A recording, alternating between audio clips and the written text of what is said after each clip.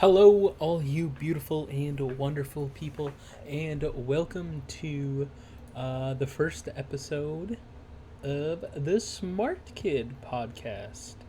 I think that's what I'm going to name it. Still not sure about the name. I don't know. We'll see. But, anyways, yeah, we're recording the first episode. Finally, I've wanted to do it for a while now, and we're just going to get at it today. So today I'm gonna kind of go over why I'm thinking of the name The Smart Kid, and I'll tell you about myself. Um, just so you can kind of get to know about me a little bit, the struggles I've had, and all that fun stuff, and all the not so fun stuff. Uh, but yeah, we'll see where it goes, and we'll see if anybody decides to listen to this or not. So the reason I'm leaning towards calling this podcast The Smart Kid, one is because I'm a very intelligent person. Always have been. Even in high school, I was the smart kid. Well, one of the smart kids. There's a few of us in my class. Um, but I never got the straight A's or anything because I never applied myself. Um, but yeah, and I want the premise of this thing to sort of be somewhat educational. So I mean, people can learn stuff, and part of it is just kind of so people can relate to it. I know it. Having somebody you can relate to is important in a lot of ways, and if I'm that person you can relate to, I feel really happy about that. So yeah, again, so I was one of the smart kids in high school. I never questioned that I was the smartest one in my class ever. Um, there was one other girl, Haley Geib, um, that she was the top of the class. Got straight A's, all this stuff. But again, I never questioned that I was smarter than her or smarter than anybody really in any room that I walk into, which I guess sounds a little arrogant, but I feel like pretty much any room I walk into, I'm one of the smartest people there. I might not have the most knowledge, um, but I know that again, if I apply myself to something, um, I can pretty much go anywhere.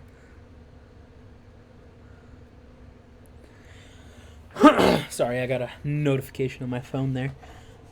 Um, but yeah, my main problem that I faced throughout high school and uh, honestly throughout most of my adult life now, I'm 23 now, so I'm an adult. But the main thing that always shows up in my life has been depression, unfortunately. I've struggled with it so much, even in high school.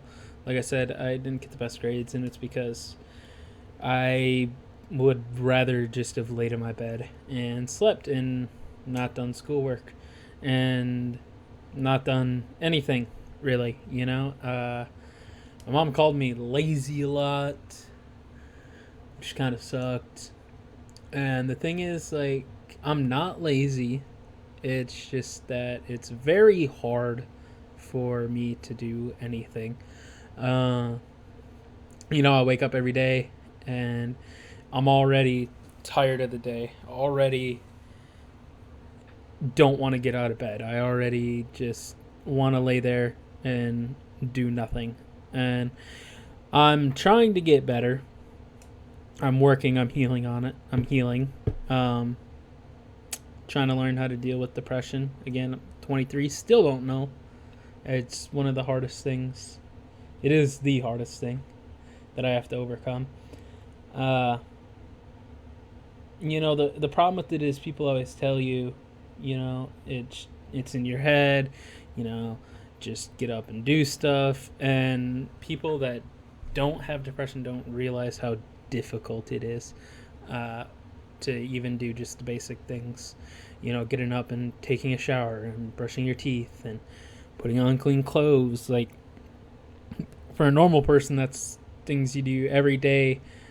without second guessing it. And like for me, it's hard to do any of that. I'm lucky if I brush my teeth, or change my clothes.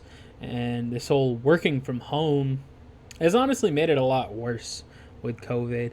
Um, before I would actually at least have to be decent, go into the office and be somewhat presentable, half-ass it. And now, being at home, I can just wear the same fucking clothes for a week. Unfortunately, as disgusting as that sounds, and as horrible as that is, it's the God's honest truth. And I forget when the last time I take showers was. I mean, I just took one yesterday, so that's good. Um, but yeah, I mean, any aspect of my life really is ruled by depression. Uh, and I've tried medication for it, and all the medication just makes me feel numb, and it makes me feel nothing. And I would rather feel sadness than feel nothing at all, unfortunately, as I am. That's just my take on it. Uh, but yeah, so I'll just tell you, other than me ranting about depression, I'll tell you a little bit about myself. Grew up in the middle of bumfuck nowhere, Wisconsin, small town called Pembine. Graduated there and went on to school at the University of Wisconsin Green Bay. I was there for about 3 semesters where I got drunk or high every single day, basically. Flunked out. Not a good time. Moved back home for a little bit, and my mom was really mad at me about how college went. I don't blame her.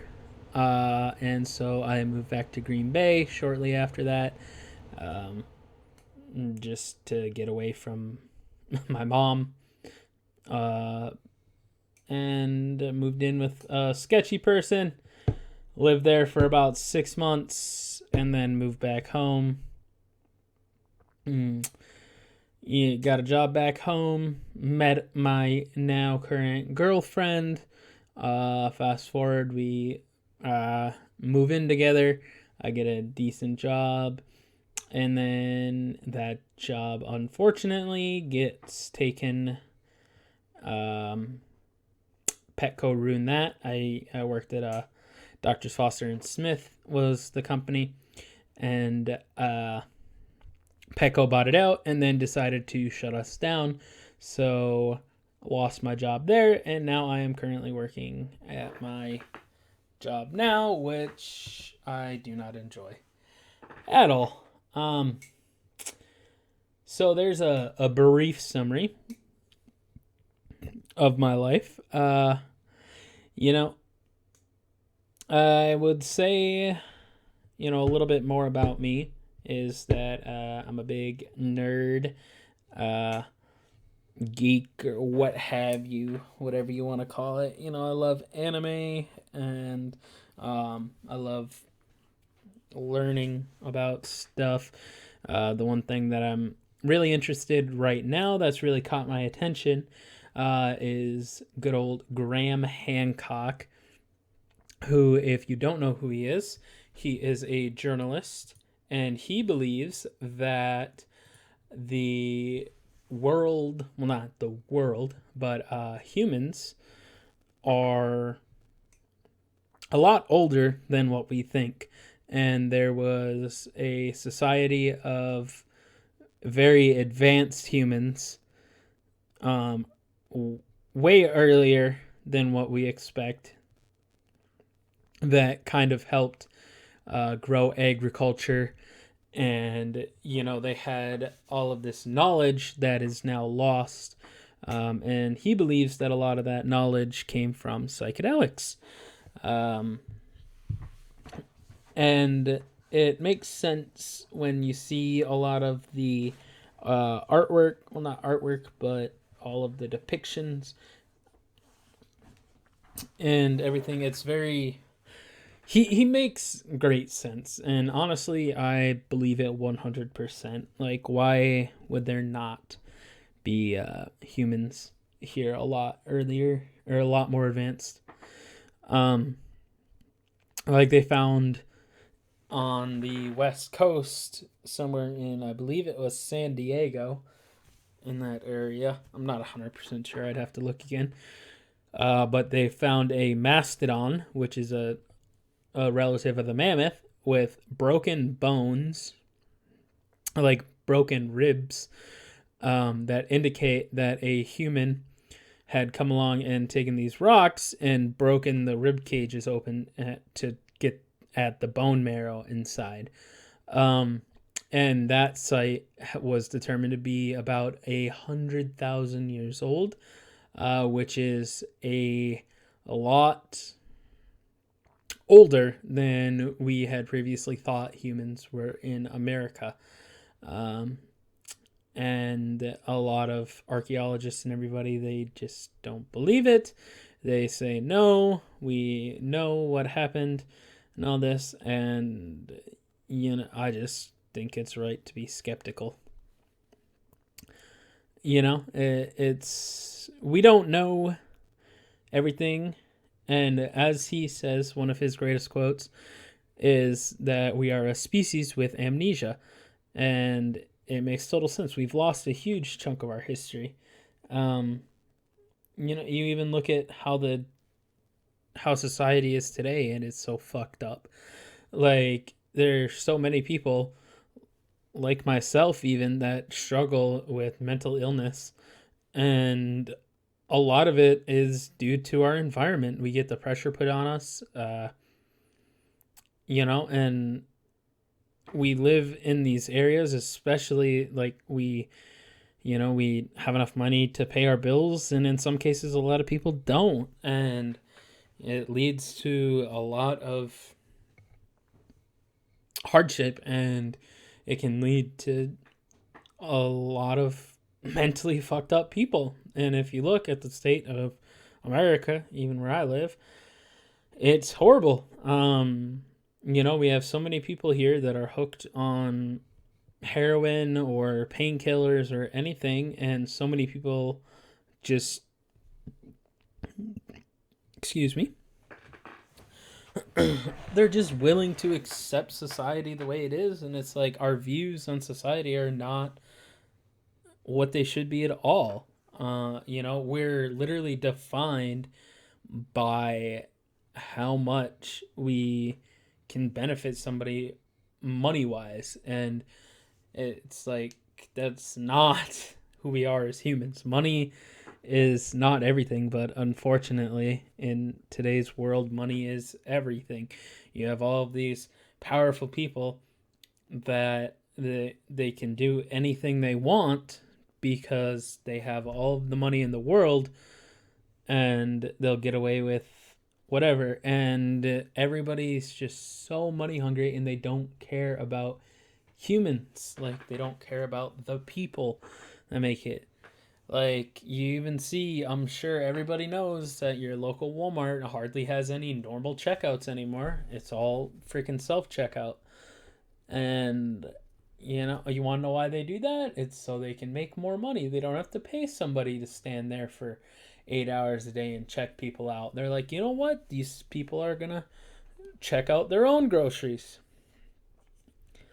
And that's where a lot of things are going, unfortunately. And that's one thing, too, that Andrew Yang, my man who ran for president, made a good point about, is that there's so many jobs nowadays that are going to be replaced by automation, that there's going to be so many Americans, and not even just Americans, people around the world that are going to lose their jobs to a machine. And it's a horrible thing, but at the same time, if we can shift our views on society, it's also a great thing. Like, the trucking industry is going to be obsolete pretty soon because Amazon and Tesla and everybody else is just going to make their automated trucks, and we're not going to need semi drivers anymore. Everything's going to be automated. Just like your Walmarts are all gonna, there's not gonna be any cashiers anymore. Who the fuck knows? Probably eventually, you're probably just gonna be able to type in your goddamn Walmart order, back up, and a fucking robot loads the shit into your car for you. Like, it's just the way we're going because all these big corporations can save money by not paying workers, and they make a one-time investment into the machines, and they get to cut everybody, and their business becomes completely automated, and all of their profits skyrocket. And in a way, that's horrible, but in a way, it's also good. We just need to shift our view. Our society needs to view people as what's important and not money. Like the universal basic income that Andrew Yang proposed would be great, in my opinion. It'd be wonderful. It wouldn't stop people from working, because the main thing is people. It's not that people don't want to work. Like, that's what everybody instantly thinks. It's like, oh, you get $1,200 a month, you're just gonna stop working. But it's not that people don't want to work. They want to work at something where they feel fulfilled and useful. And most of these things, you're not getting fulfillment. Most of these jobs, you don't get fulfillment out of, and you don't feel useful because the corporate just looks at you as another cog in the machine. You know, you're just another pawn on their chessboard. You're a disposable piece. And it's horrible that it's just horrible. It's so fucked up. You know? Society is so fucked up, but we need to focus on what makes us happy. You know, there's so many people that I'm sure when they were a little kid, they wanted to do whatever it was that they wanted to do. Sorry, I got to keep clearing my throat. And somewhere along the line, someone told them, no, you can't do that. Or, no, you need to do this. You need to do that. There's no money in that thing. And it's so sad to hear that. And then it makes people not like their lives because they're doing something that they hate. I can't tell you, I know personally I wake up every day and like I said before, it's hard for me to get out of bed to go to my dead-end stupid job that I work in, that I don't feel fulfilled. I don't feel enjoyment from it at all. And you know, I guess that's one reason why I want to start a podcast. I want to just, if I can help people and maybe people can relate to me, you know, it's definitely a lot better than what I'm currently doing. Anything's better than I'm currently doing. So that's kind of what this is all about. It's going to kind of be my way of getting an outlet out there. And also, I love to talk. Ever since I was a little kid, every single one of my parent-teacher conferences, my mom always got the same thing from every single teacher I've ever had. He's a great student, but he talks too damn much. And it's true. I love talking. I love people. That's really what I love more than anything is people. I'm a people person. People. Just out of The Office, where it's Dunder Mifflin, the people paper something other. I don't even know. But yeah, I love people, and I love meeting people, and I love learning about people. I love talking. I love a lot of things. I really do. And people is one of them. And like I said, if, you know, even if 10 people hear this, they can kind of relate, you know. That makes my day so much better. So much better. But yeah. I don't know what to talk about next here. One thing they don't tell you, so I've been trying to stay not stay. Um, excuse me again. I've been trying to be healthier, um, and it's really helped a lot. I do feel better than I have in a long time, um, and I try to stay more hydrated and all that fun stuff. And again, it's hard. But one thing they don't tell you about staying hydrated is you have to pee a lot. Like a lot. If I drink like a normal amount of water, like a human is supposed to in a day, I gotta go to the bathroom like freaking 20 times a day. Gotta get up every 10 minutes to go take a piss. It's annoying. But I mean, I guess that's the way the human body works. I guess. It's just one thing they don't tell you. Yeah, I make breakfast shakes every morning now. Well, not every morning. I try to make them with just a bunch of fruit and almond milk. Throw some Greek yogurt in there. Maybe a little bit of oats. Get all those antioxidants and all that good stuff for you. And it really does make me feel better in the morning. I've been trying to meditate a little bit, which I did really well for about a week and a half or 2 weeks or so, and then it kind of fell off, and I need to get back into the routine of it. It's just tough. Like I said, the whole depression thing makes everything tough. It really does. And here I am talking to myself in my office. But hey, talking's good. I don't talk a lot, to be honest, anymore. Like, I used to talk all the time in high school and in college. I had people to talk to.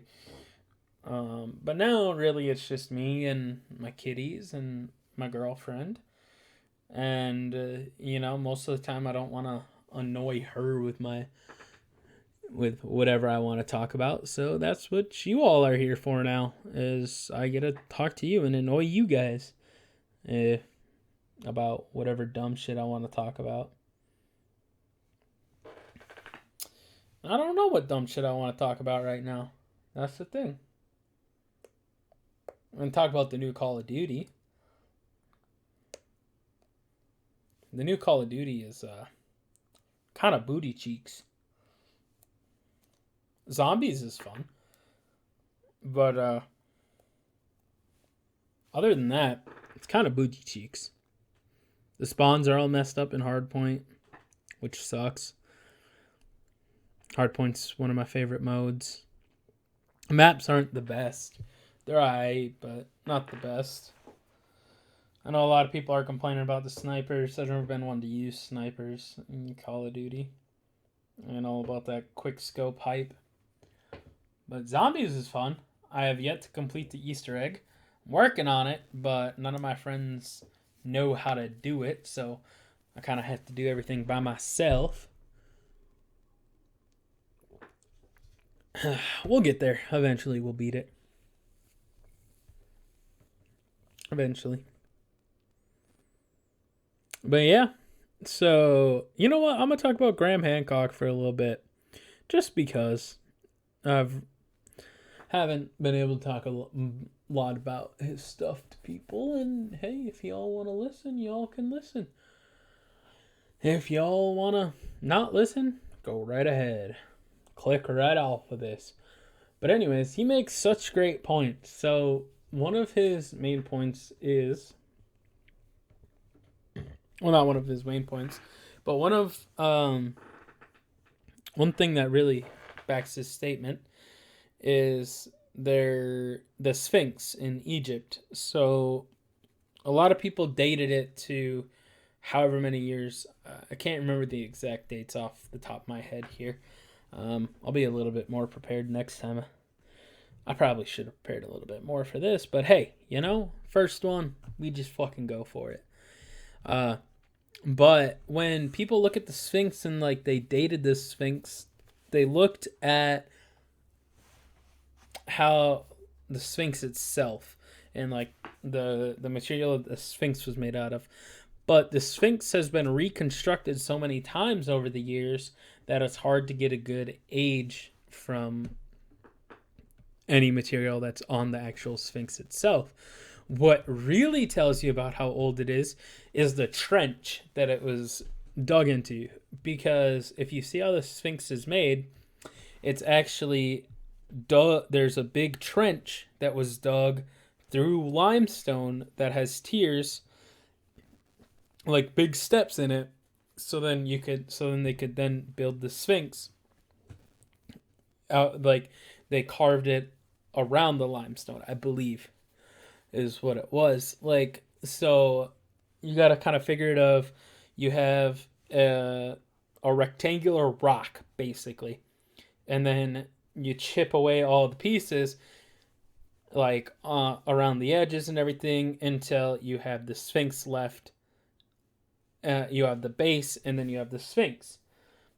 Yeah, it's kind of hard to picture, but again, people dated the actual Sphinx itself. Well, if you look at the trench that was dug out for the Sphinx, there is rainwater, or not rainwater, but there's corrosion on the rocks that suggests stuff that only heavy rainfall could have done. And the years and years and years of heavy rainfall, as we know, Egypt's been a desert for how long? It dates back way earlier than what the Sphinx was originally dated. So you have to figure that the Sphinx itself the Sphinx has been around a lot longer than we ever thought before. So that right there shows people right there in that area of the world. And then also, people make the argument that there's like nothing left and we've never found anything of this ancient civilization. And one of the reasons why, especially if it was located in America, so they wrote about the lost city of Atlantis, saying that it was an island west of Greece or wherever, and it was this just generally just a big island. And it kind of fits in the map of where the United States is. And what Graham Hancock proposes is that there was a large impact from either an asteroid or a comet or something like that hit the northern ice caps on like the northern ice sheets on top of North America, and that's what started to end. I believe that's what either ended or started the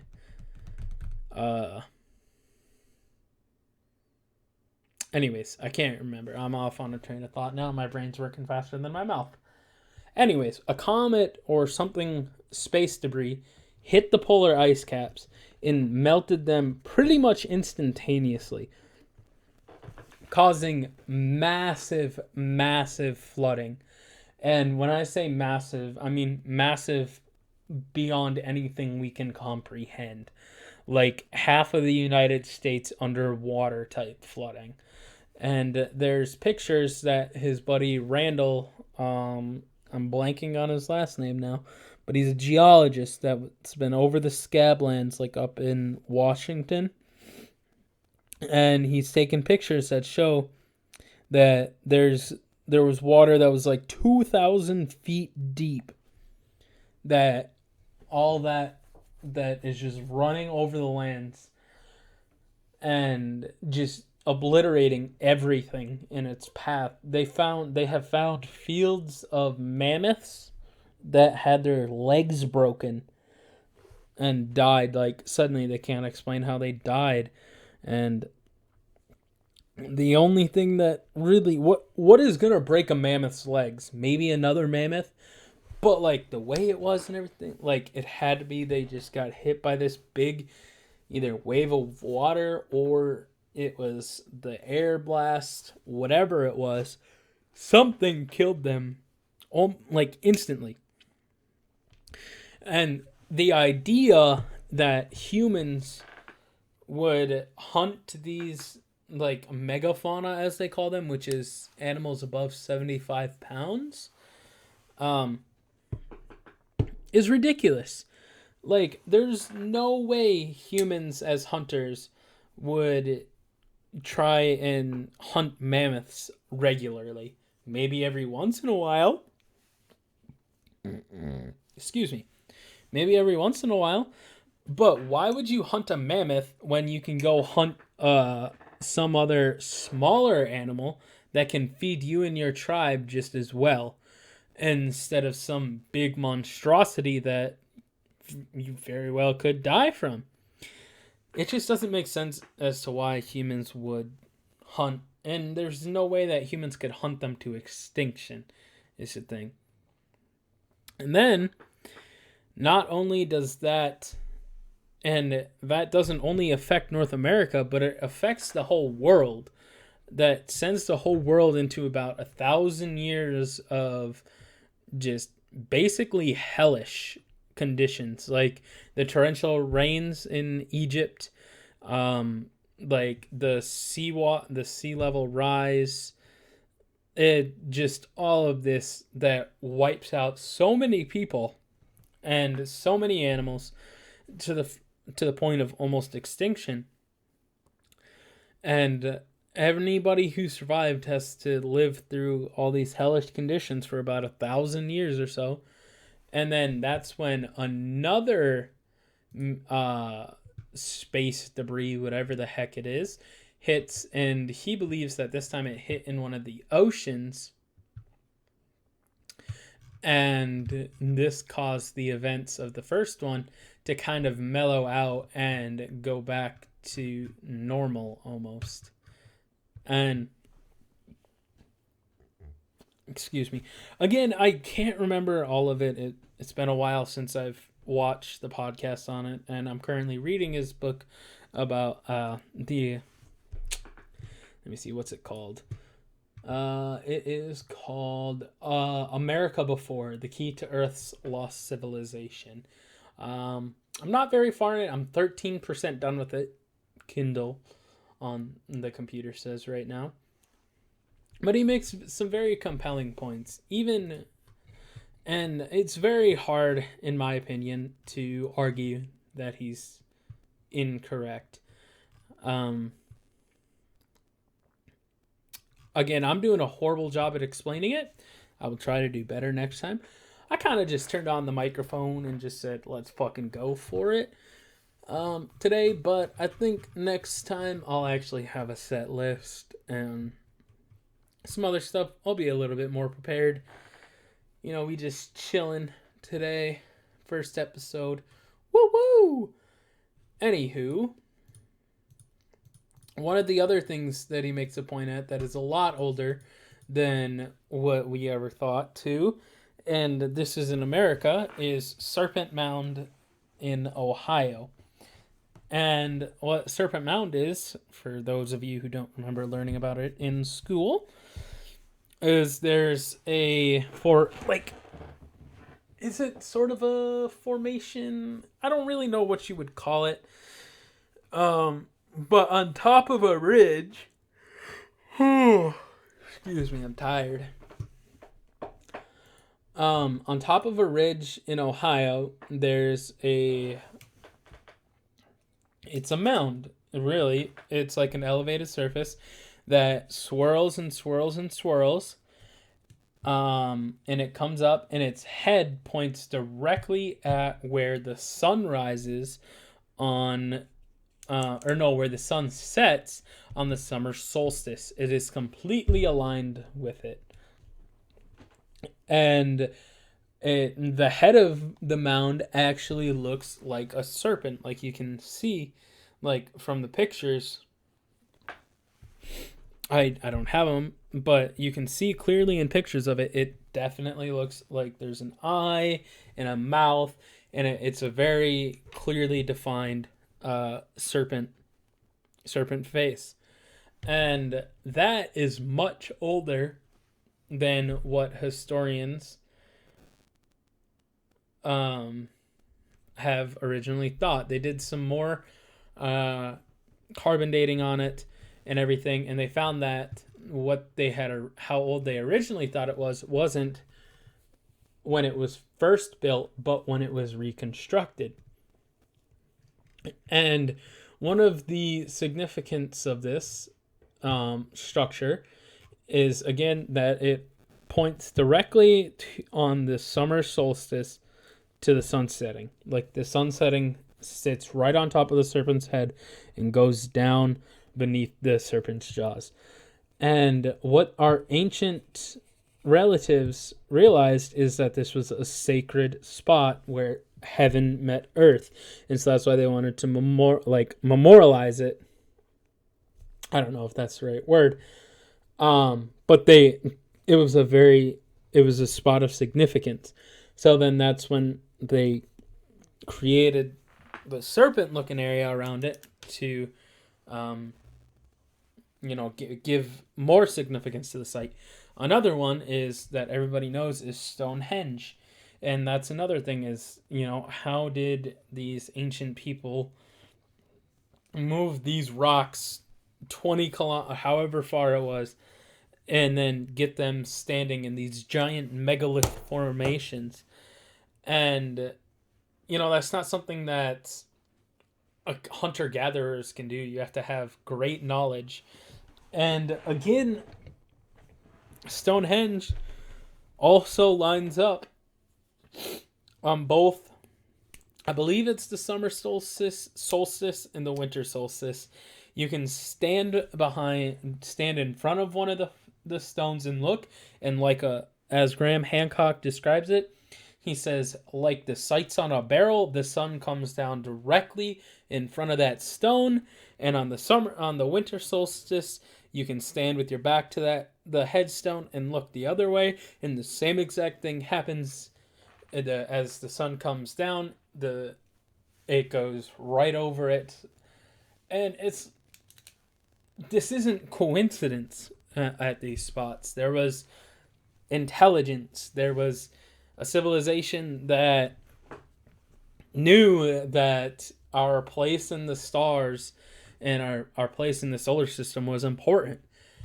And, you look at today's day and age, and there's people who live in cities who don't even understand how many stars you can see. Like, I live in the middle of bumfuck nowhere, and I can see so many stars when I look up, and it's still not even enough.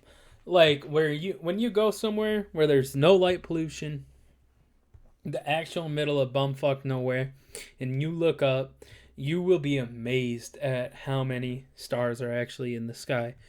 And there's so many people, again, that live in these cities that just, I've never been to big cities, but you can't see the stars. Like, you look up and you can't see the stars because of all the light pollution. And that's so sad. Like, honestly, it really is. Like, maybe you see a couple, but it's nothing to what's out there. And then the more recently discovered is a site called Göbekli Tepe, I believe. I don't think I pronounced that correctly. But this was a site that was intentionally built and then buried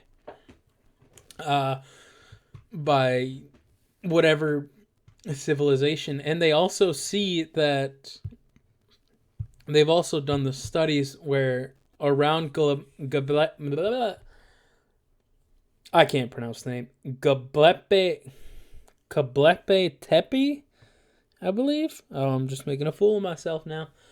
But anyways, it's where agriculture started. So you can look in a circle all around this giant megalith site, which is the biggest megalith site that has ever been discovered, and they don't think they're ever going to actually excavate all of it because it's so large. But it's where agriculture originated from. And you look all around it, and it's where everything pops up. And Graham makes the argument that the reason that is because this advanced civilization came to this area and taught these people how to farm and how to grow food and all that fun stuff. It's really fascinating. Again, I'm kind of just babbling on and on and on and not making very much sense, probably. I can't get a coherent thought going because I can't remember a lot of everything. But it's just wild. And it just makes you think, like, there's so much out there that we don't know. Like, we don't know everything that we think we know, is really what I take away from it. And there's so much out there that we can learn from. We've gotten so out of touch, and I'm guilty of it as well. But most of us have gotten so out of touch with nature and like just the natural world in general, where most of our ancestors were so in tune with it. Like you can take a walk with someone like who's spent their life in nature, and they notice so much more than what we do. Like they're gonna notice all of the animals and all of the little nuances of the forest, and we're just gonna see trees and leaves and the occasional bird and squirrel or whatever. But people also forget that nature is alive. Like we always have this preconceived notion that us as humans are the only thing that have a conscience and we're the only smart beings in the whole world. Everything else is just dumb. Like, oh, it's just a dumb plant or a dumb tree, or oh, look at that, it's a dumb squirrel. But in reality, it's just like everything might not all have consciousness, but it's all aware. Like one of my favorite things is mushrooms right now. I've been learning a lot about mushrooms and Paul Stamets. Been listening to a lot of his work, watching a lot of his talks, all that fun stuff. And it's just amazing. Like we look at mushrooms and we think, oh, look, cool, mushrooms, it's just a plant or whatever. But really, they're more closely related to an animal than they are to a plant. The mycelium, which is the kind of like the roots of a mushroom, like the white stuff that if you ever pick mushrooms, you'll get like the dirt and then like a clump of white stuff with it. That mycelium is so reactive, it's insane. Like you can walk across the forest floor, like you can walk across the woods, and that mycelium knows you're there and it reacts to you. Like it pulls away and like it reacts to you touching it.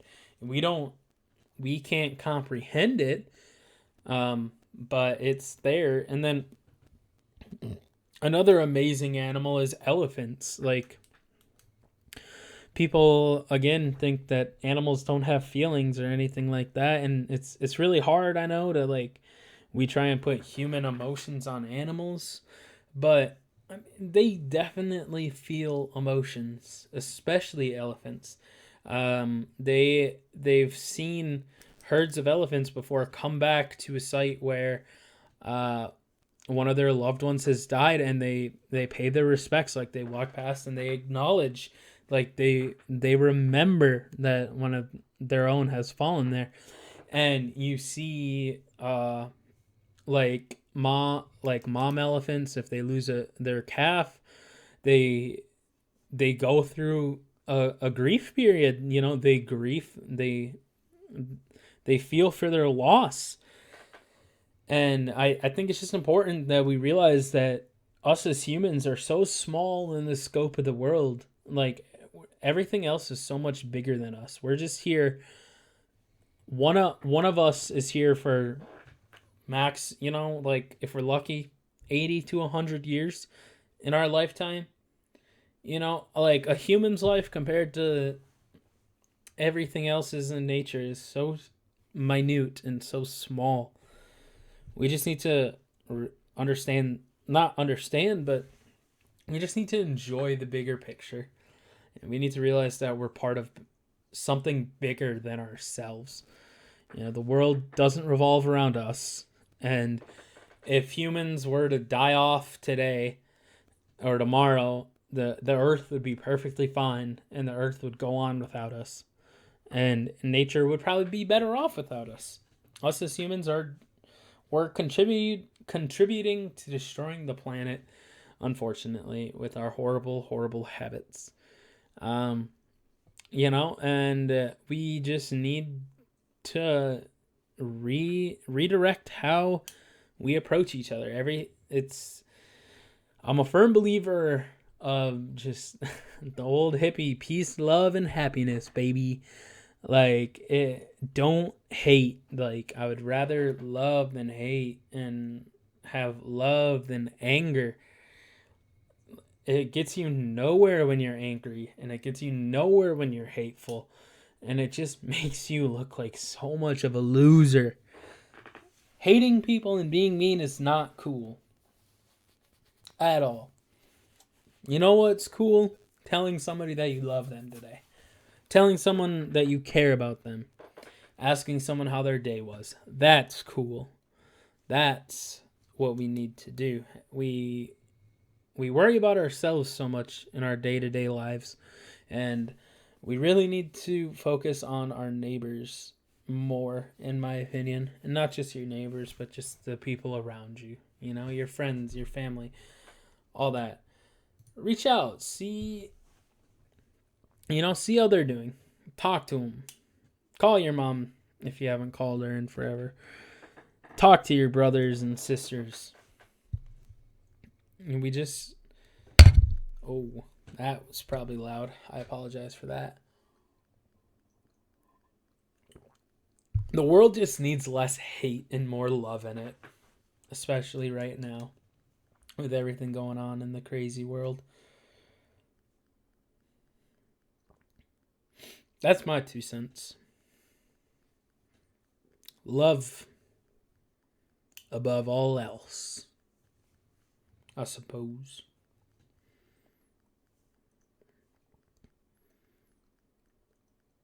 Well, this was kind of a short one. We got 48 minutes. I was aiming at an hour, but I'm gonna be real. I don't really have much else to talk about. It's kind of hard to talk for an hour to yourself, in all reality. But, excuse me again. Sorry, my lunch was a handful of Scooby snacks and 3 slices of pepper jack cheese, so I'm thinking it didn't agree with me too much. But yeah, I'll try and make next episode a little bit longer, and I'll try to have a little bit more clear path, and we'll see where it goes then. But if anybody listened to this, I appreciate you. Thank you very much, and we'll see you next time. Goodbye. Peace, love, and happiness, baby.